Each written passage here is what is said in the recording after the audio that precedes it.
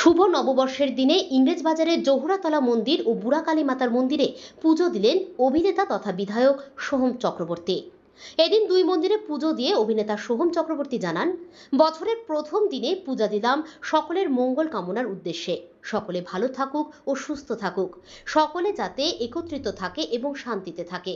এছাড়াও তিনি তার ফ্যান ফলোয়ারদের শুভেচ্ছা জানান।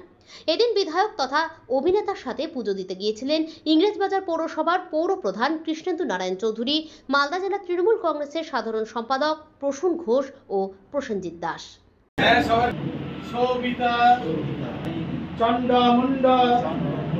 বিনাশায় চণ্ডীকে চণ্ডী দেবৈ নমঃ।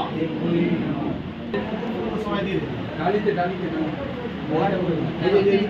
একটু উঠালে ভালো হয়, পাচ্ছি না।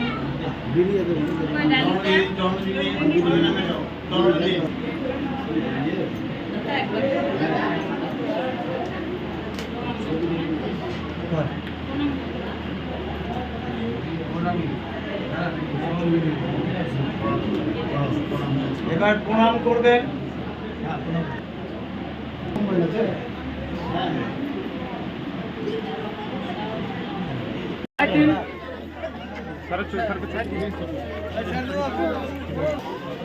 উজ্জ্বলদার সামনে সরি স্যার।